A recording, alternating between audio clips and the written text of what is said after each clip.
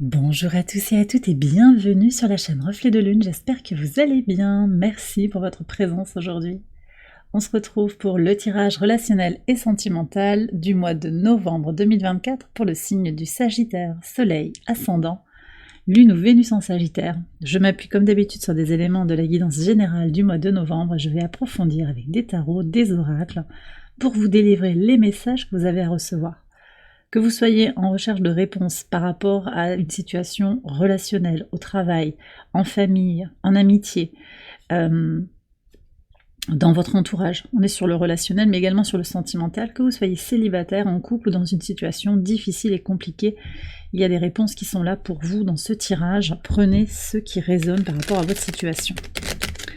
Alors, ce mois de novembre, vous avez la grande prêtresse qui nous indique un mouvement intérieur. Donc je pense qu'il y a un retour à soi important, quelque chose qui va grandir, comme une meilleure connexion à son intuition, une meilleure prise en compte de ses besoins. Vous vous préparez à faire rentrer du nouveau dans votre vie et en particulier sur le plan relationnel, sur le plan sentimental. Vous allez peut-être aussi sur ce mois de novembre développer des activités de travail sur vous-même, comme l'écriture d'un journal intime, un travail sur votre intimité, sur ce que vous avez envie de protéger aussi, de garder secret actuellement, que vous n'avez pas forcément envie de dévoiler. Mais pour certains, il y a aussi cette intuition accrue vis-à-vis de secrets qui vous permet de comprendre les non-dits, peut-être les silences. Il y a une puissance en fait qui s'exprime aussi pour vous sur ce mois de novembre, qui va vous permettre d'être dans un véritable espace de sérénité. Et ça ressort dans vos cartes, hein. Vous avez 2 reines, que vous soyez un homme ou une femme, il y a vraiment une reprise de son propre pouvoir, hein, sur le plan relationnel pour vous, et aussi des fins de cycle et des aboutissements, je pense, avec 10 d'épée, 10 de denier. Il y a quelque chose qui se boucle, qui se termine pour laisser entrer de la nouveauté. Sur l'entourage proche à proprement parler, Reine d'épée, je vois que vous allez me poser du cadre en fait autour de vous par rapport au relationnel, clarifier les situations, vous affirmer avec beaucoup de bienveillance mais aussi beaucoup de fermeté et un discernement marqué. Qu'est-ce que vous avez en plus? 10 d'épée, ouais. Alors c'est intéressant parce que on a le 10 d'épée aussi sur votre vie sentimentale, sur aussi cette maison 5 là, c'est l'épanouissement personnel.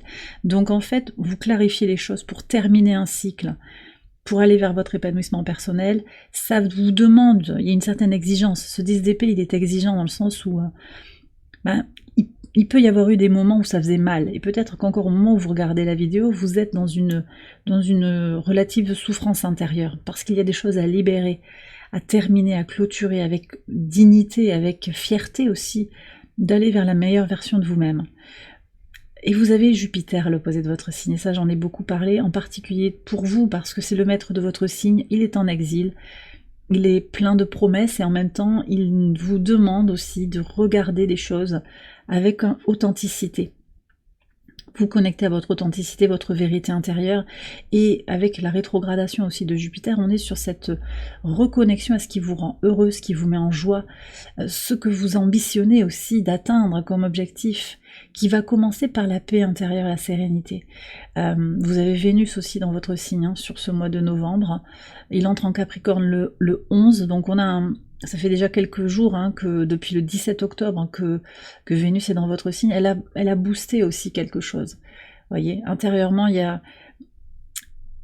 déjà plus de sérénité, je pense, hein, une meilleure compréhension de ses besoins, l'expression plus facile aussi de ses émotions et une recherche de son épanouissement au travers d'une vision du monde, une vision peut-être spirituelle ou philosophique qui est davantage alignée à ses valeurs. Et donc ça peut passer par ces clôtures, cette mise au point pour se réaffirmer, renaître à soi-même. On est aussi sur la saison du Scorpion. Sur ce mois de novembre, on termine la saison du Scorpion, le soleil va entrer dans votre signe, il y a quelque chose qui se clôture et qui va pouvoir s'élever. Sur la vie sentimentale, donc ce que je veux dire en fait, c'est que vous clôturez, on me demande de clarifier, vous arrêtez peut-être certaines relations, vous les clarifiez, vous mettez, il y a vraiment une affirmation de soi en fait, dans les relations. Peut-être que vous pensez à quelqu'un en particulier, votre chef, un collègue, un parent, un frère, une sœur, un voisin avec qui il y a des tensions, et je vois qu'il y a peut-être, oui, des tensions, de l'énervement. Vous passez à autre chose, d'accord? Vous En fait, vous sortez d'une perte d'énergie et de temps par rapport à des relations qui ne vous plaisent plus pour aller vers des relations plus alignées avec votre vérité intérieure. Sur la vie sentimentale à proprement parler, on a ce mouvement aussi de fin de cycle, avec une affirmation de soi et un passage à l'action. Donc pour certains, vous allez acter que vous restez célibataire pour le moment, et c'est pas grave parce que vous n'avez pas fait de rencontres qui sont suffisamment nourrissantes en fait. Ou alors vous en percevez les limites et c'est ok parce que vous prenez avec beaucoup de gratitude ce qui vient à vous. C'est pas que vous en demandez pas plus, c'est que vous voyez avec beaucoup de réalisme en fait les limites de la relation. Mais vous pouvez en prendre quand même le meilleur et vous y nourrir finalement par rapport à ce que la relation a apporté sans l'idéaliser. On va voir. Ouais, alors j'ai vraiment un nouveau regard ici avec cette percée, cette épée. On dirait l'as d'épée, et en même temps c'est le roi de denier. Donc il y a quelque chose qui est un peu contre-intuitif pour moi, c'est-à-dire que en ayant un nouveau regard, un regard renouvelé, plus neutre aussi, vous voyez, neutre, on change un peu de discussion. On met le curseur différemment. On n'attend pas que l'autre réponde à ses attentes, à ses besoins par rapport à un comportement qu'on voudrait qu'il ait en fait, l'autre, homme ou femme, hein, peu importe. Et en même temps, vous voyez, ce qui ressort avec le roi de denier, c'est un signe d'une grande évolution intérieure, beaucoup de sérénité, et je pense que ça laisse présager justement qu'il va y avoir des rencontres positives ou des dénouements très positifs pour vous-même dans votre vie sentimentale. Que vous soyez célibataire ou en couple, il y a vraiment cette notion de maturité, de faire fructifier peut-être une relation existante, peut-être qu'elle se transforme, peut-être aussi que vous la clôturez pour aller vers une nouvelle rencontre en conscience avec des blessures d'abandon, de rejet qui se guérissent petit à petit. C'est très fort. Hein. Alors pour les situations compliquées et puis globalement pour votre manière de vous engager aux autres, 10 de denier, et qu'est-ce qu'on a avec ? Le 3 de coupe, c'est la célébration, vous voyez, vous revenez à l'essentiel, c'est vraiment en vibration aussi avec votre tirage général, on revient à l'essentiel, la joie, la béatitude, le bonheur, quoi, voilà. Je pense qu'il peut y avoir des améliorations parce que vous vous repositionnez en fait dans la relation, dans tout ce qu'elle a de compliqué. Donc vous n'attendez pas forcément que l'autre change, vous changez, vous vous repositionnez, et vous allez voir de véritables miracles en fait arriver. Oui, parce que vous vous êtes repositionné. Et ça met une nouvelle vibration dans la relation, même si elle est difficile. Alors, on me dit d'aller prendre ces 4 cartes. Donc, j'y vais pour voir qui vient vers vous, là. Alors, ça peut être de nouvelles personnes, mais aussi, je sens qu'il peut y avoir une nouvelle relation à l'autre. 3 d'épée. Ouais. Alors, on va voir. Reine d'épée. 2 de bâton. Et le monde. Alors, je vais la cacher un peu celle-là parce qu'elle est très belle, mais elle est très nue aussi. Alors, j'ai le sentiment que vous allez... peut-être que vous accompagnez des gens, qu'il y a des personnes qui sont attirées par votre lumière aussi pour venir vous confier leurs secrets, leurs douleurs. Vous pourriez rencontrer une personne qui est un peu meurtrie. Alors, est-ce que vous la laissez rentrer dans votre vie en conscience, en vous disant je sais qu'elle ne peut pas m'apporter tout ce dont j'ai besoin, on va s'apporter mutuellement quelque chose. En fait, j'ai quand même une notion avec le 2 de bâton d'âme sœur, de lien sacré, et je vais approfondir. Je vais vous tirer une carte du tarot des flammes jumelles en particulier, qui ne parlera pas que pour les flammes jumelles, mais qui peut aller regarder un petit peu ce qui se joue sur les liens sacrés. Il y a peut-être quelqu'un que vous rencontrez, voilà, que vous devez rencontrer pour votre épanouissement, pour votre développement personnel. J'ai aussi une énergie du Capricorne ici qui vient vers vous, quelqu'un d'assez pragmatique, alors on me dit aussi d'impulsif, mais c'est quelqu'un qui a fait un gros travail sur lui, sur elle, qui veut vous apporter beaucoup de choses. Ça peut être sentimental, ça peut être aussi quelqu'un qui va vous apporter des clés de compréhension. Ça peut être un thérapeute aussi, quelqu'un qui vous permet d'avancer en fait, qui permet d'accélérer des guérisons. Il peut y avoir une médiation peut-être sur une situation de couple difficile, avec possiblement une triangulaire. Ce que je ressens aussi, c'est qu'il y a vraiment des liens de synchronicité, une espèce de... On me dit le mot alter ego depuis tout à l'heure. Alors, ça peut être quelqu'un qui est comme vous, c'est ça que je ressens, qui traverse les mêmes épreuves. Et vous allez vous soutenir mutuellement, en fait. Vous voyez, c'est ça qui vient avec cette reine d'épée, elle est dans la même posture que vous, en fait. Elle a quelque chose... Voilà, alors peut-être que vous vous retrouvez à un endroit dans lequel vous travaillez en commun.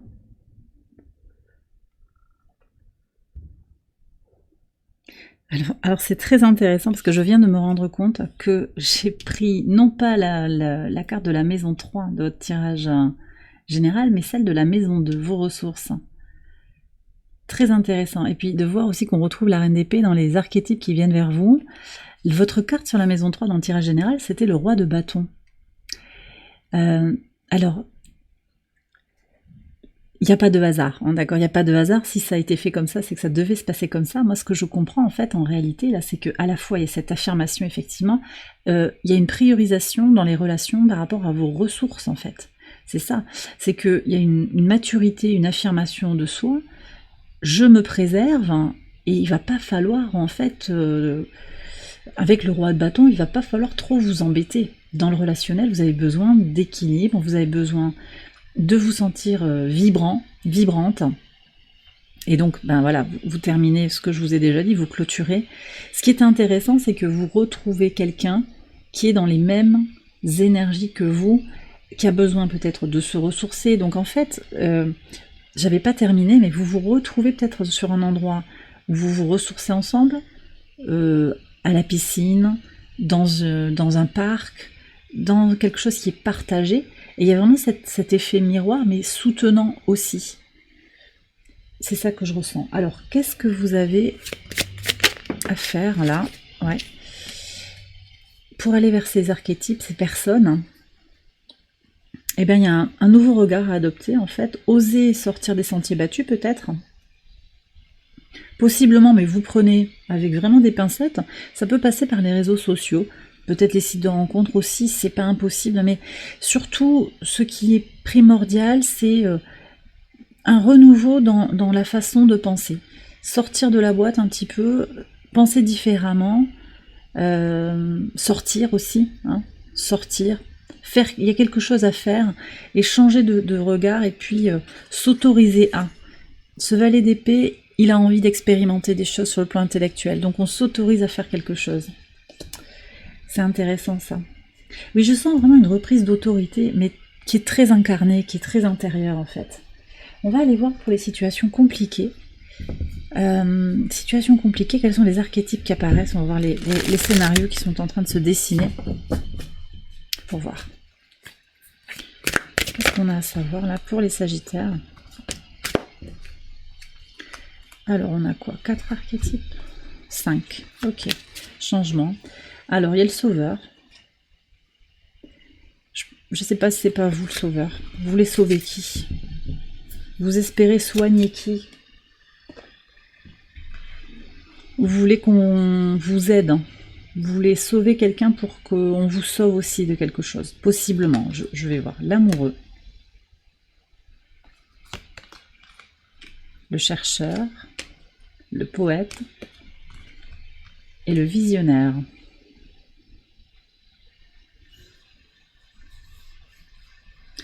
Alors j'ai plusieurs scénarios là qui sont là, en fait. J'ai des créatifs. Vous êtes peut-être dans un groupe, un couple, un groupe de créatifs. Alors peut-être qu'il y a eu une rencontre aussi, vous voyez, au travers d'un atelier théâtral, il peut y avoir quelque chose comme ça, oui, on me donne ça. J'ai des gens qui aspirent à un nouveau regard sur la vie. Ça peut être vous, ça peut être l'autre aussi. Ça peut être quelque chose qui vous a plu chez cet autre. Mais il y a un manque d'ancrage. J'ai le sentiment qu'il y a un manque d'ancrage. Il y a quelque chose qui est cherché, qui n'est pas là. Et que c'est comme une quête après. Vous voyez, une déconnexion d'un principe de réalité, et ça, vous en voulez pas. Il y a quelque chose aussi que l'autre cherche, on ne sait pas ce que c'est. En fait, je sens qu'il y a un manque d'ancrage, il y a un manque il y a quelque chose qui n'est pas palpable, qui n'est pas explicable. Vous voyez? Donc aussi, je sens beaucoup d'indépendance, un manque de... Alors, peut-être une personne évitante, vous voyez, ça peut être ça. Ça ne veut pas dire qu'il n'y a pas d'amour, mais c'est une personne qui a une façon, qui n'est peut-être pas la vôtre aussi, de tisser des liens d'attachement. C'est quelqu'un qui a une blessure d'attachement, et ça crée des dysfonctionnements. Il y a une envie de venir. On voit le 10 de denier qui... On me bloque le chakra de la gorge très très fort. Il y a des peurs, je pense. Oui, il y a des peurs de s'engager. On va perdre sa liberté, son indépendance.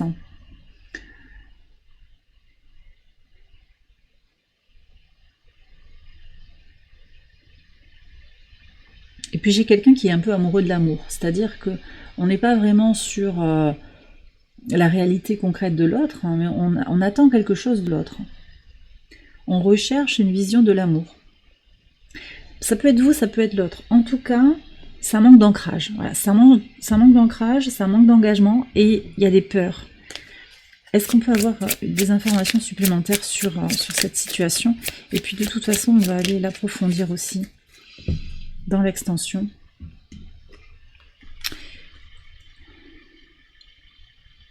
Alors, j'ai des gens qui sont très au contact du public, avec beaucoup de sollicitations. Il y a un côté un petit peu immature aussi, une recherche d'approbation, de reconnaissance, de stimulus, d'excitation du moment, en fait. Il y a quelque chose comme ça, de validation constante, en fait. Et comme c'est un seau qui est percé, c'est quelqu'un qui est en recherche de validation. Et ça fatigue en fait. Ça vous prend beaucoup d'énergie, vous aspirez à autre chose aussi. Bon, on verra, on va approfondir. En tout cas, je vais prendre un conseil ici. On verra ce qu'on a à en savoir de plus. Hein. Je vais le regarder ça dans l'extension. En tout cas, déjà, là, on a des informations. Alors, il y a peut-être besoin d'une médiation. Communiquer. Se connecter aussi à l'essentiel de la relation, c'est peut-être un rapport entre experts, en fait. Vous vous êtes connecté sur un projet commun, et peut-être qu'il y a quelque chose aussi à cerner par rapport à ça. Et que, une relation, pour le moment, est un peu compliquée. Donc, il y a comme l'idée de revenir aux collaborations, à ce qu'il y a de positif, ce qu'on peut en prendre dans la relation, sans attendre plus. Voilà ce que je reçois ici, d'accord? Allez, je vais prendre une carte de l'oracle. Non, c'est quoi? C'est le tarot des flammes jumelles. J'ai encore le chakra de la gorge qui se bloque là. Allez, j'ai deux cartes qui veulent venir. Il y a une peur de perdre l'autre. Hein. Possible que ça vienne de vous, ça, cette peur de perdre l'autre. Et puis je vais prendre aussi un message des anges pour vous. Alors, ces cartes, elles vont plutôt parler aux liens sacrés qui sont peut-être déjà existants ou à venir aussi. Et les anges, ils vont vous sortir une carte pour... J'ai aussi deux cartes. Il y a la dualité. Ouais, relation karmique. Plutôt, alors davantage pour les relations traditionnelles, mais vous prenez si ça vous parle, hein, comme toujours. Alors, qu'est-ce qu'on a ici déjà pour les liens sacrés? Communication. Le féminin sacré. Alors peut-être que vous êtes la féminine, que vous soyez un homme ou une femme, et vous êtes en communication. Vous cherchez à entrer en communication avec l'autre. Le lien n'est pas complètement rompu. Il y a peut-être une communication dans l'éther, dans l'invisible, mais je pense que vous êtes en communication. En tout cas, il y a une reprise de communication pour vous sur le mois de novembre. Les anges vous disent, vous méritez l'amour, vous êtes digne d'être aimé. Donc ça n'est pas négociable en fait. C'est une vérité, d'accord ? Une vérité universelle. Vous êtes digne d'être aimé. N'éteignez pas, n'abaissez pas votre lumière intérieure pour l'autre, quelle que soit la situation. Et il y a la relation karmique, vous vous connaissiez déjà. Donc on nous confirme quand même qu'il y a ou quelqu'un d'important qui entre dans votre vie, ou bien ce que vous traversez avec la personne, même si c'est difficile ou passionné, et qu'il y a des complications. Alors si c'est passionné, que tout va bien, tout va bien. Si vous avez peur de perdre la personne parce que c'est trop beau pour être vrai, vous avez quelque chose à travailler sur votre sécurité intérieure. Mais je sens que simplement le message là, c'est que vous avez à vous attendre à cette idée qu'il y a quelque chose à comprendre de la relation. C'est pas pour rien que cette personne est dans votre vie. D'accord? Elle vous apprend quelque chose sur vous-même. Ça peut être du sentimental, mais même pas que en fait. Hein. Ça peut aussi être professionnel, amical, hein, tout ça. Qu'est-ce que j'apprends au travers de cette relation? Et c'est une relation majeure. Alors je prends un message aussi de l'oracle Catharsis. On m'invite à faire ça. Ok, on a Saturne en 10. Le rocher. Qu'est-ce qui est bloqué actuellement dans votre vie?